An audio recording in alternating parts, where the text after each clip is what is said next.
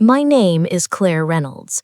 I'm 38 years old, and 3 months ago, I discovered my husband secretly won $20 million in the lottery. He thought he could hide it from me. He thought he could leave me behind. But I had other plans. Before I tell you what happened next, let me know where you're watching from. In the comments below, hit that like button and subscribe to join me for more stories about family secrets and sweet, patient revenge. My name is Claire Reynolds. I'm 38 years old, and I've been married to my husband, Thomas, for nearly 15 years. From the outside looking in, our marriage was steady, even enviable. Neighbors would see us waving together from the porch. My coworkers would hear me mention him in passing, and my mother would still brag that I had found myself a good man. But I've learned something over the years. Appearances are a fragile mask. When I first met Thomas, he was charming. Not the kind of charm that overwhelms you in an instant, but the slow, measured charm of someone who knows how to read a room. He listened, he laughed at the right times, and when he looked at me, I felt seen. I fell for that version of him, the one who carried groceries for strangers, the one who left me notes in my lunchbox when we were newly married. I married a man who made me believe in partnership, in loyalty, in a future we'd build brick by brick. But years have a way of peeling back masks. The man I thought I knew began to fade, replaced by someone harder, colder, more restless. It started small, long silences at the dinner table, excuses about being tired from work, a growing obsession with privacy. His phone, once left casually on the counter, was now glued to his hand, guarded with a passcode he never shared. He became more careful with his words, almost rehearsed, as though every sentence had been weighed before it left his lips. Still, I stayed. I told myself it was just a phase, a rough patch every marriage must endure. I tried harder. I cooked his favorite meals. I suggested date nights. I asked gentle questions. But the warmth I offered was met with indifference. If I pressed too much, he'd snap, his temper flashing like a storm cloud. "You're imagining things, Claire. You always make drama out of nothing." And so I learned to swallow my doubts, to second-guess my own instincts. Financially, we were comfortable, not extravagant, but stable. Thomas worked in construction management, and I taught part-time at a local community center. We had a modest home, 2 cars, and enough savings to cover emergencies. We weren't rich, but we had enough to live without constant worry. Or so I thought. Then little things began to shift. He started buying nicer suits, claiming they were on sale. He upgraded his watch, saying it was a gift from a client. He came home with expensive whiskey bottles he insisted were discounted. Each time, the excuses felt rehearsed, the lies just polished enough to sound plausible. And though I wanted to believe him, a voice inside me whispered otherwise. Looking back, I realized those were the first cracks. But at the time, I brushed them off. You learn to do that in marriage, to smooth over the rough edges, to tell yourself loyalty matters more than suspicion. I wanted so badly to preserve the picture of us, the life we had built, that I ignored the unease blooming in my chest. There's a certain cruelty in hindsight. Now I can see every sign, every red flag waving like a flare in the night. But then I was just a wife clinging to the hope that the man she loved would come back to her. What I didn't know, what I couldn't have imagined, was that while I was busy trying to fix our marriage, Thomas was already planning his escape. He wasn't just drifting away emotionally. He was building a secret, one so massive it would shatter everything I thought I knew about love, trust, and the vows we spoke all those years ago. At that stage, I didn't know the number. I didn't know the ticket existed. I didn't know about the $20 million sitting like a loaded gun in his pocket. But I could feel the distance, and I could feel in my bones that something was coming, something that would change both of our lives forever. The change wasn't sudden. That's what made it so easy to miss. If Thomas had woken up one morning and transformed into a stranger, I would have noticed. But instead, it was gradual, like a shadow stretching further each day until the whole house felt cold. It started with his phone. For years, it sat on the kitchen counter while he showered, buzzed with group texts from his work buddies, lit up with the occasional email. I never cared. But then, one day, it was gone from the counter. Then the next day, and the next. Soon, it was glued to his palm, carried into the bathroom, even tucked under his pillow at night. The passcode changed without a word. I laughed at first, teasing him about his secret life. He smirked, brushed it off, and kissed me on the forehead. "You worry too much, Claire," he said. But his eyes, they weren't smiling. Next came the errands. Thomas had never been a man who liked shopping or unnecessary outings, but suddenly he had reasons to leave the house at odd hours.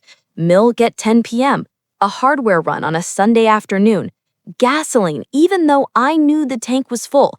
And every time he left, he came back with a lighter step, almost giddy, like a man carrying a delicious secret. I told myself maybe he was planning something nice for me, a surprise trip, an anniversary gift. That's the lie we tell ourselves when we don't want to face the truth. We twist the red flags into ribbons and convince ourselves they're presents. Then there were the finances. We had always kept our money simple, a shared checking account, a modest savings, no hidden cards or loans, but I started to notice irregularities, withdrawals I didn't recognize, a new credit card in his name alone. When I asked about it, he dismissed me with the wave of a hand. "It's just easier this way, Claire. Business expenses, you wouldn't understand." His tone wasn't cruel exactly, but it carried a finality that silenced me. I began to study him the way you study a riddle, turning over every detail for clues. The new watch he swore was a gift, was it really? The way his suit seemed tailored even though we had never paid for tailoring before.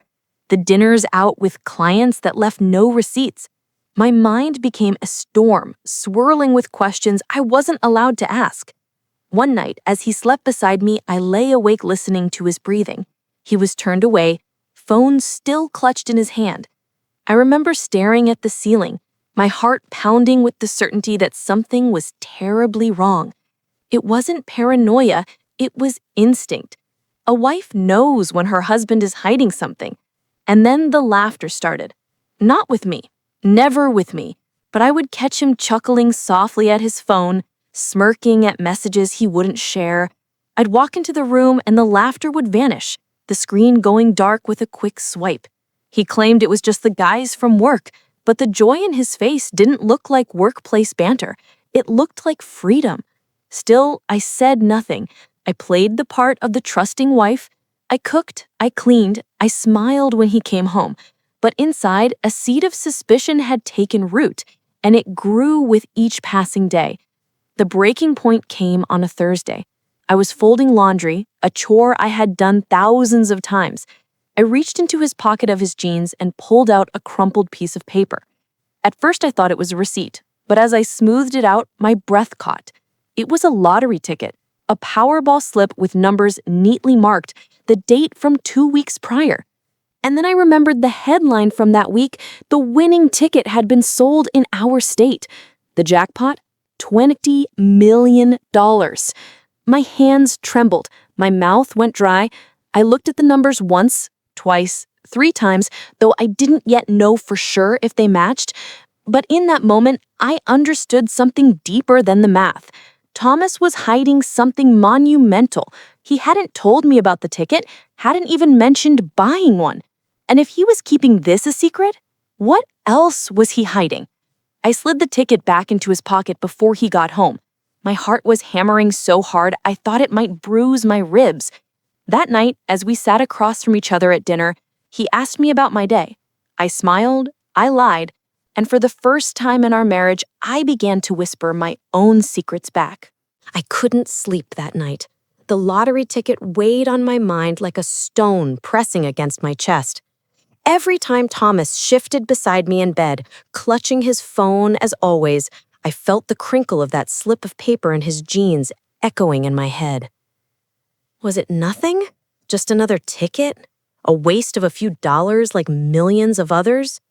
Or was it the ticket, The one the news had called life-changing, the one they said was worth $20 million.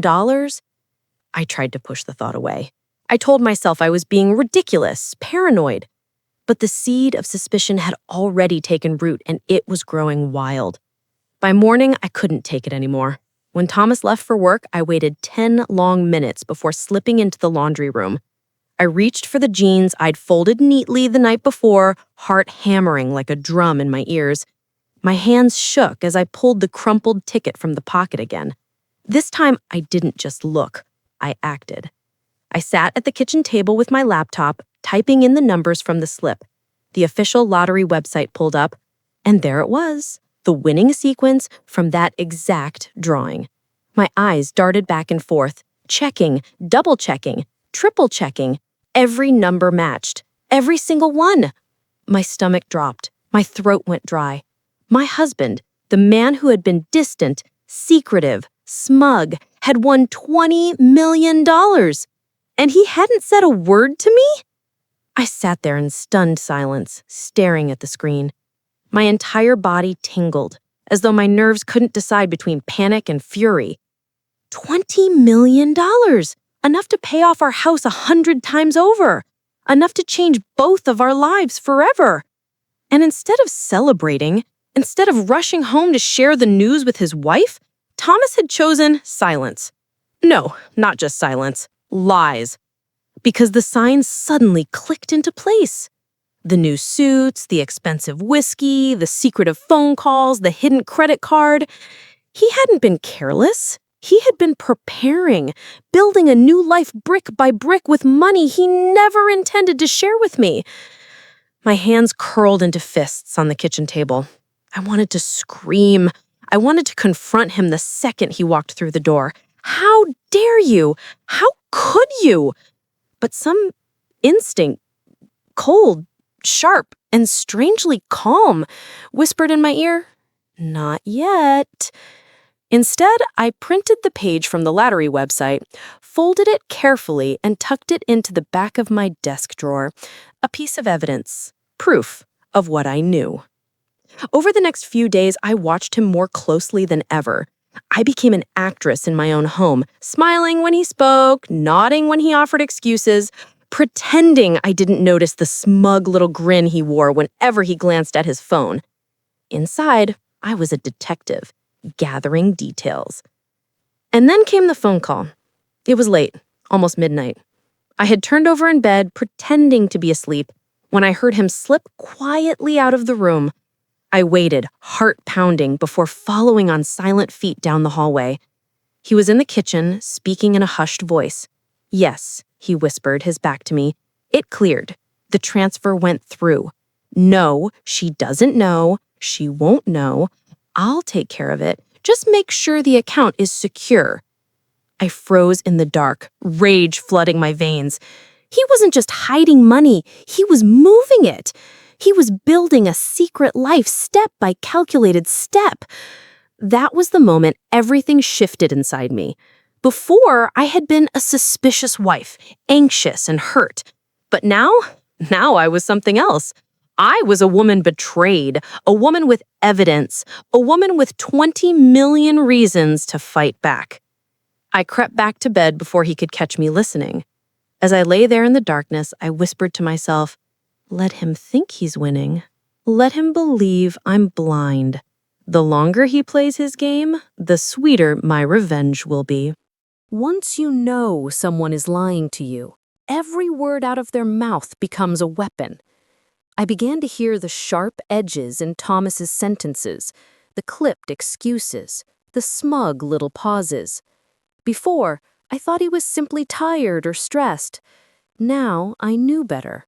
He wasn't weary, he was rehearsed. Every phrase was a performance designed to keep me in the dark. But I wasn't in the dark anymore. I was listening. The phone calls became more frequent, and Thomas grew sloppier in his secrecy. He thought I was too naive, too trusting to ever suspect him. That arrogance became my greatest advantage. One Saturday morning, I woke to the sound of his voice drifting from the garage. Curious, I slipped out of bed and padded down the hallway, keeping to the shadows. The door was cracked, and through it, I heard him whispering again. "Yeah, I told you, she doesn't suspect a thing. No, I haven't said a word. The papers will be ready by next month. I'll transfer the rest once we're set up. After that, I'm done here." My stomach twisted. Papers? Transfer? Done here? He wasn't just hiding money. He was planning his exit. My husband, the man I had built my life with for 15 years, was preparing to vanish, leaving me with nothing but the echo of his lies. I pressed my palm against the wall, steadying myself. My first instinct was to burst through the door, scream in his face, demand an explanation. But I didn't. Not yet.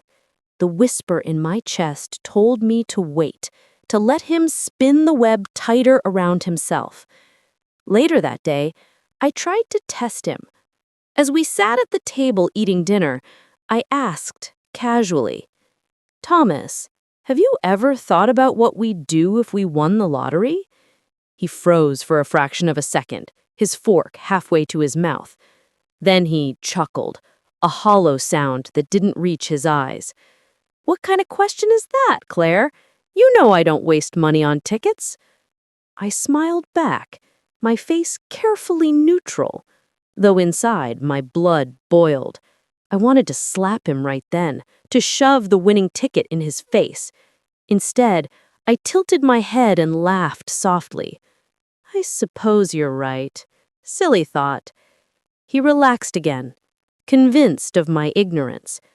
That was the moment I knew just how deep the betrayal ran. He wasn't just keeping money from me, he was rewriting our story, erasing me from the future we had promised to build together. Over the next week, I paid closer attention. His lies became easier to spot, like cracks in glass. He claimed to be working late, yet his clothes smelled faintly of cigar smoke, something no construction site would ever carry. He said he was tired, yet he stayed up until dawn, pacing the living room with hushed phone calls. He smiled at texts that weren't from me. And then came the slip that confirmed everything. One evening, I walked into the kitchen just as he ended a call. His face was pale, tense, until he saw me. Then he forced a smile, too quick, too bright. "Who was that?" I asked, keeping my voice light.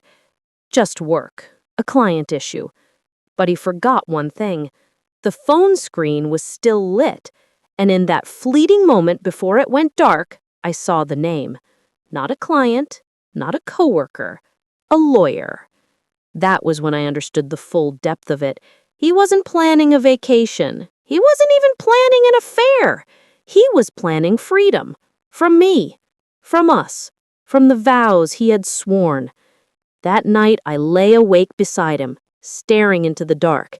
He shifted in his sleep, mumbling softly, his hand brushing against the empty side of the bed where he thought I would always be.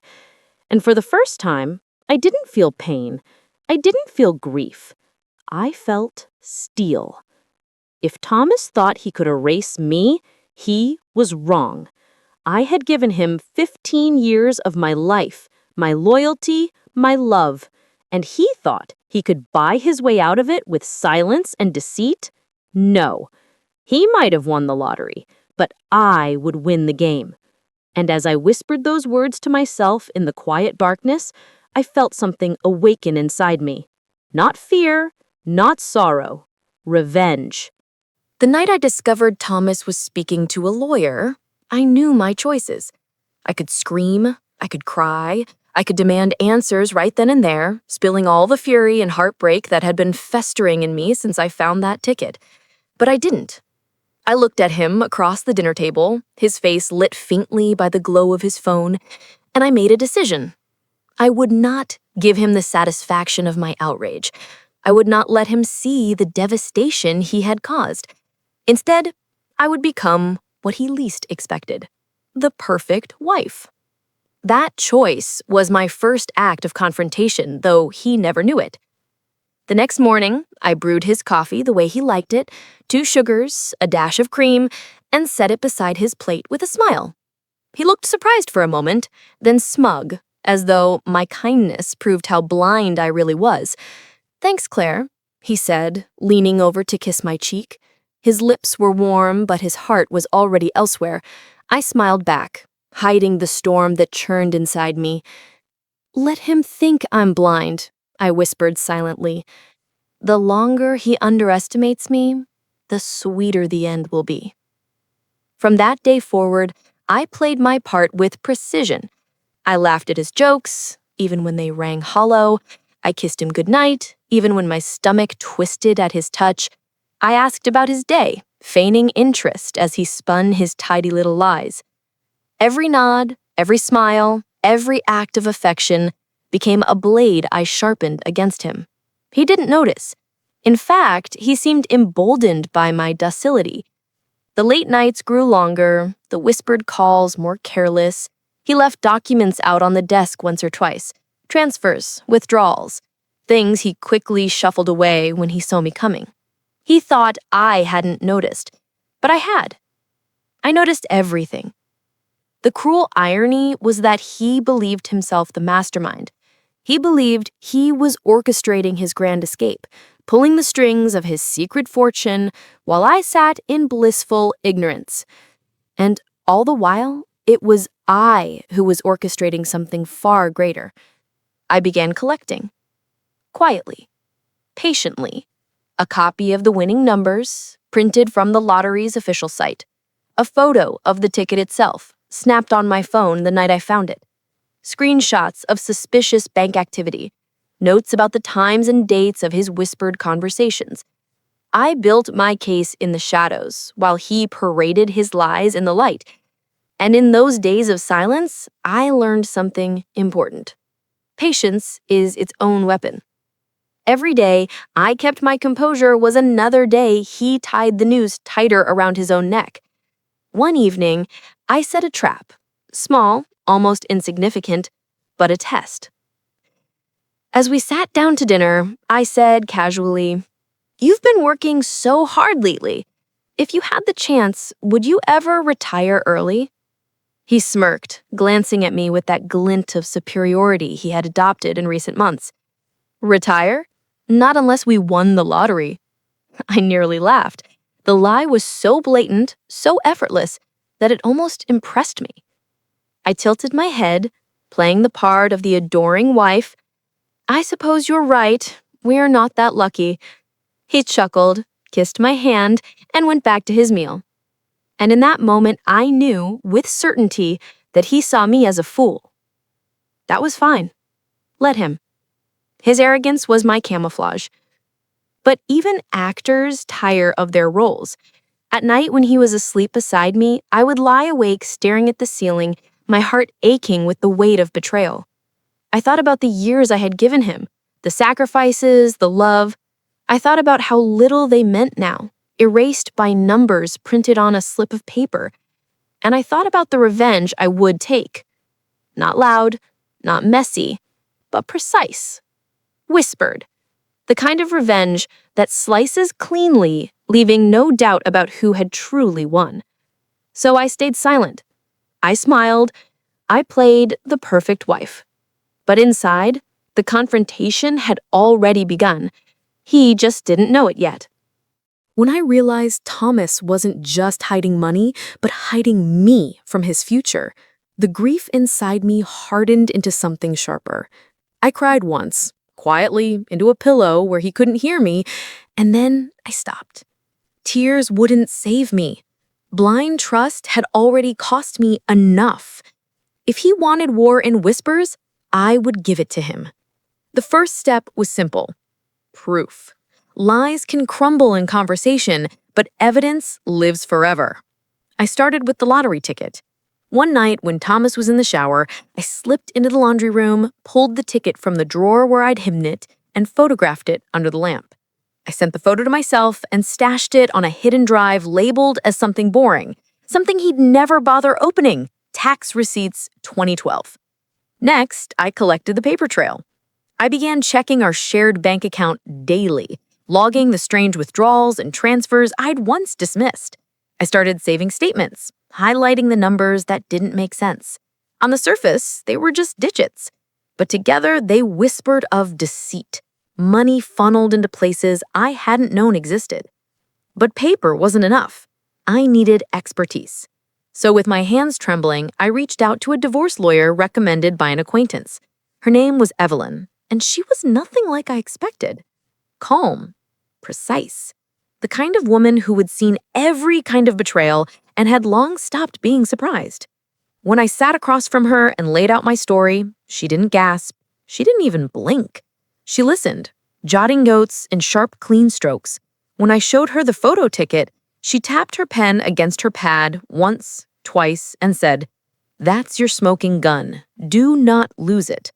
She explained the law to me as if she were teaching a child to wield a weapon.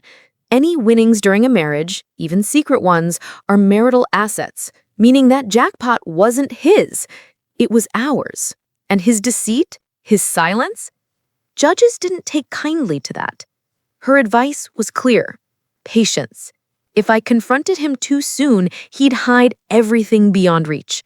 Offshore accounts, hidden trusts, vanishing funds.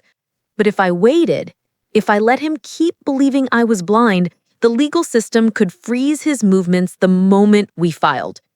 So I became a shadow collector. Evelyn introduced me to a forensic accountant, a quiet man named Harris, who spoke about money the way detectives speak about bloodstains. He explained that money leaves trails no matter how clever the thief. Transfers, accounts, shell companies, all of it left fingerprints if you knew where to look. And I gave him plenty to look at. Dates, phone calls, the smell of cigar smoke after client dinners, the expensive suits, the documents I photographed when Thomas left them unattended for a breath too long. Piece by piece, I fed Harris the puzzle. He didn't comment, didn't comfort. He simply nodded, his pen scratching as he drew the map of my husband's deceit. Meanwhile, I adjusted my own life. I quietly opened an account in my name, legally, transparently, but hidden in practice. I funneled just enough into it to cover attorney fees and emergencies. I updated my passwords, secured important papers, and removed sentimental items, my grandmother's ring, my journals, to a safe place outside the home. If Thomas planned to erase me, I would not make it easy. And through it all, I played the role of his loyal wife. I cooked his favorite dinners, I asked about his day, I laughed at his hollow jokes. He thought he was leading me blindfolded toward the cliff, but really, I was charting every step of his path. The revenge plan wasn't loud, it wasn't flashy, it was deliberate, careful, patient. It wasn't about humiliating him in public or screaming my pain into the night. It was about waiting, gathering, and then striking once, cleanly, where it hurt most. His money, his pride, his illusion of control. Late at night, when he was asleep beside me, I would close my eyes and picture the courtroom. Picture his smugness cracking when Evelyn laid out the evidence. Picture the moment he realized every secret he thought he had buried was neatly organized in a file with his name on it. That image sustained me. It was my anchor, my comfort. He thought he was the mastermind. He thought he was playing chess. But I already had him in check. And as I drifted asleep with that thought, I whispered the words that became my mantra. Patience is power. Silence is strategy. Revenge is inevitable. There's a saying my grandmother used to repeat. Give a liar enough rope and he'll hang himself. At the time, I thought it was just one of her sharp little phrases. But sitting across from Thomas in those days, watching him bask in his own arrogance, I finally understood what she meant. The beauty of a trap is that it only works if the prey walks into it willingly. And Thomas, blinded by greed, drunk on the illusion of control, was practically sprinting. I started small. A few pointed comments here and there, things to make him believe I was as naive as ever. "You've been working so late, Thomas. I don't know how you do it." Or, I'm glad you're handling the finances. I'd be lost without you. Each phrase was bait, soothing his ego, keeping him convinced that I was the dutiful, oblivious wife. He played his role with relish, smiling smugly, patting my hand at dinner, even thanking me for being so supportive. Supportive, as if I were applauding while he dug my grave. Then came the moment I had been waiting for. One evening, he came home later than usual, the stench of expensive liquor on his breath and a sheen of sweat on his forehead.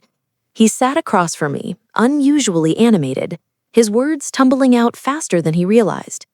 "Claire, you know I've been thinking about our future, about how things might change soon." I tilted my head, feigning innocence. "Change? What do you mean?" He leaned back in his chair, eyes gleaming, savoring the performance. "I've come into some opportunities, financial ones, big ones. But managing them takes time, strategy, it's complicated. I'll be taking care of everything, of course, but I'll set aside something for you, enough for you to be comfortable." Comfortable. That was the word he chose. Not secure, not equal, not partners. Comfortable, as if I were a pet to be placated with scraps while he dined at the feast. I kept my face neutral, my voice light. "That's very generous, Thomas." He smiled, mistaking my composure for gratitude. "You don't need to worry about the details. Just trust me." Trust. A word that once meant safety, now dripping with poison. What he didn't know was that I already had the details. The ticket photo, the bank records, the lawyer's notes, the forensic accountant's findings. And soon I would have his words, his arrogance, his own confession hanging like a noose around his neck. The trap was set that very night. My lawyer had instructed me to keep calm, to gather evidence, to never let him sense that the ground beneath him was crumbling. And so I played my part perfectly. I leaned forward, brushed his hand with mine, and whispered, "I trust you completely." He believed me. That was the moment he stepped fully into the cage. From then on, I fed him rope. I asked innocent questions like, "Do you think we'll travel more when things change? Should I start looking at smaller houses since you'll be handling so much?"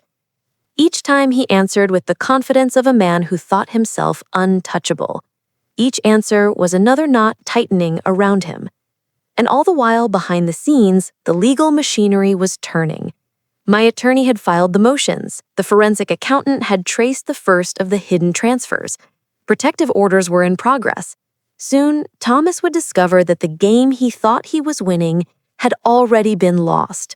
The irony, the delicious irony, was that he was the one who handed me the victory.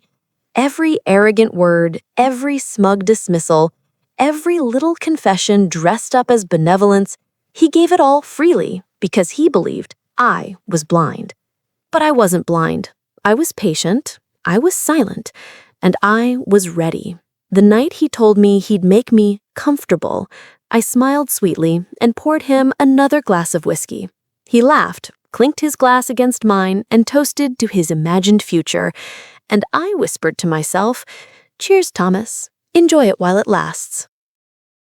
The morning of the hearing, Thomas strutted into the courthouse like a man walking into his coronation.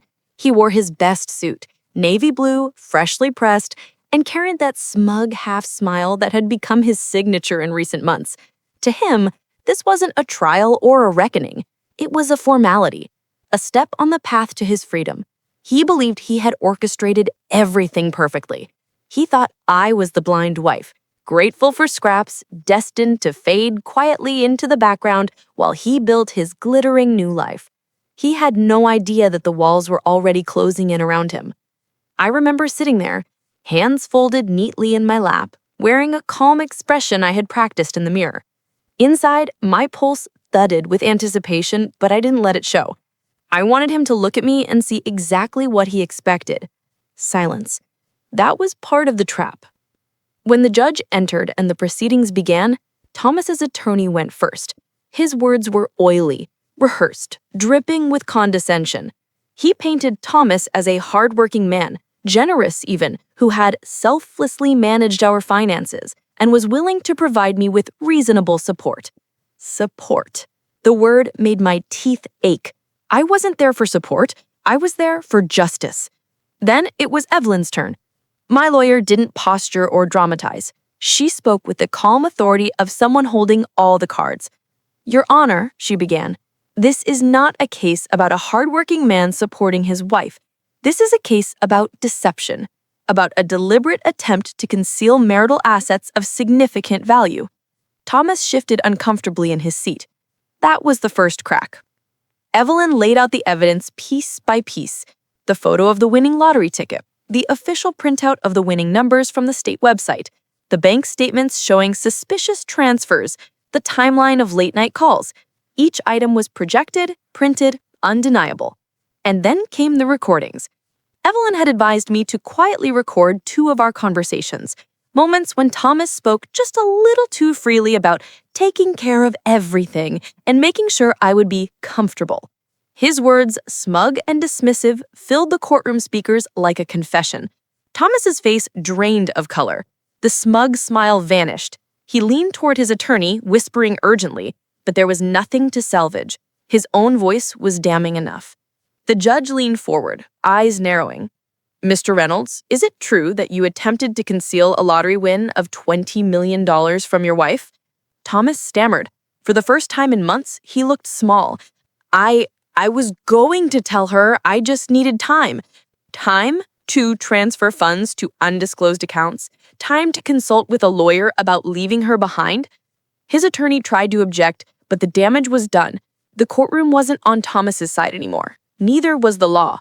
The ruling came swiftly, almost mercilessly.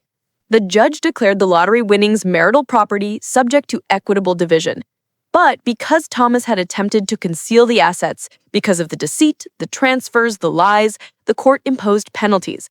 What could have been an even split tilted sharply in my favor. I walked out of that courtroom with far more than I expected. Not just financial security, but something far greater. I walked out with my dignity intact, my head held high, and the knowledge that Thomas's arrogance had undone him. He, on the other hand, left pale and shaking, his carefully spun web shredded by the truth. I didn't gloat. I didn't smile in his direction. I didn't need to. My silence was louder than any words I could have spoken. As I stepped into the sunlight outside the courthouse, I whispered to myself, checkmate. When the dust of the courtroom settled, life didn't return to what it had been before. It couldn't. Betrayal changes you. It reshapes the way you breathe, the way you trust, the way you carry yourself in silence. But what it did give me was clarity, a kind of peace Thomas could never take away. The financial settlement was more than generous. The judge's ruling, combined with the penalties for his deceit, meant I walked away with the lion's share of the winnings, enough to secure a future on my terms, not his. But the money wasn't the victory. The real victory was watching his arrogance collapse in public, his mask ripped away, his secrets dragged into the light. Thomas had always been a man who thrived on control. He liked being the one pulling the strings, the one holding the cards, the one smiling smugly while others danced to his tune. Now, stripped of his illusion, he was suddenly ordinary, just a man who had lost more than money. I heard, through mutual acquaintances, how the fallout consumed him. His reputation at work disintegrated. Colleagues who once respected him now whispered about his greed, his lies. The promotion he had been chasing evaporated. His so-called new life, the one he had been planning so carefully behind my back, never even had the chance to begin. The woman he had been seeing, yes, by then I knew about her, vanished the moment the ruling came down. Love built on secrets rarely survives the light of day. She had wanted the fantasy, not the wreckage. And Thomas? He was left with less than half of what he thought was his, saddled with legal fees, stripped of his pride, and watched by a community that no longer saw him as clever, but as foolish. As for me, I didn't rush to spend the money. I didn't need glittering cars or sprawling mansions. What I needed was freedom. I bought a small house near the coast, a quiet place where the only whispers were the waves against the shore. I filled it with things that were mine alone. Books, plants, art that spoke to me. A sanctuary. I also set up a fund. Something Thomas would never have imagined. Not for revenge, not for show, for women like me, women blindsided by betrayal, trapped in silence, doubting their own strength. If my story could be their rope to climb out of the darkness, then maybe my scars would have purpose. Sometimes, late at night, I would think about the years I had given him, the birthdays celebrated, the sacrifices made, the trust shared. And for a moment, the ache would return. But then I would remember the courtroom, his stammer, his pale face as his lies crumbled, and the ache would fade into something quieter, closure. Thomas tried to bury me with his secret. Instead, he buried himself. That's the thing about revenge. People think it's loud, shouting, breaking, burning, but the sharpest revenge is quiet. It's patient. It doesn't need fire when silence will do. My revenge was letting him believe he had won, right until the very moment he lost everything. And so I whisper now, not out of fear, but out of triumph. I survived. I endured. And in the end, I walked away not broken, but whole. People always ask, was it worth it? Was the patience, the silence, the careful planning worth the years of betrayal? The sleepless nights? The ache of knowing the man I loved had chosen lies over me? And my answer is always the same. Yes. Not because of the money, though that gave me freedom. Not because of the courtroom victory, though that gave me justice. It was worth it because I proved something. To him, to myself, and maybe to anyone who's ever been left in the dark. Deception is a poison. It seeps into marriages, into friendships, into families until trust rots away. And the ones who lie always think they're the clever ones. They think the truth can be hidden forever. But secrets are like embers, smoldering, waiting until one day they ignite. Thomas believed I was blind. He believed my silence was ignorance. But silence can be a mask. Silence can be armor. Silence can be a blade sharper than any scream. My revenge was not about destroying him. It was about reclaiming myself, about showing that patience is power, that observation is strength, that even whispers can roar when the time is right. If you're listening to this and you've been betrayed, remember this. You don't have to fight fire with fire. Sometimes you fight fire with stillness, with strategy, with the quiet certainty that when the truth finally comes, it burns brighter than any lie. I don't hate Thomas anymore. Hatred is heavy, and I've carried enough weight. What I feel now is something different. Pity, perhaps. He had everything, love, loyalty, partnership, and traded it for a fantasy. And in the end, his fantasy dissolved like smoke, leaving him with nothing. As for me, I learned. I learned that strength doesn't always look like shouting. Sometimes it looks like a calm face, folded hands, and a plan no one sees coming. So here is my whispered moral, the one I leave with you. If someone thinks they can bury you in silence, let them try. Because silence is not the grave they imagine. Silence is the soil. And in that soil, you can grow roots strong enough to crack stone.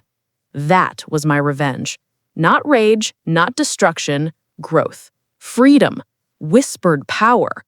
And if Thomas ever lies awake at night, staring at the ceiling, haunted by what he lost, I hope he hears my voice in the dark, calm, patient, unbroken. I hope he hears me whisper, checkmate. If you felt her silence cut sharper than a scream, make sure to like this video and subscribe. Every day, I whisper stories of jackpots, secrets, betrayal, and revenge. Your support keeps these whispers alive.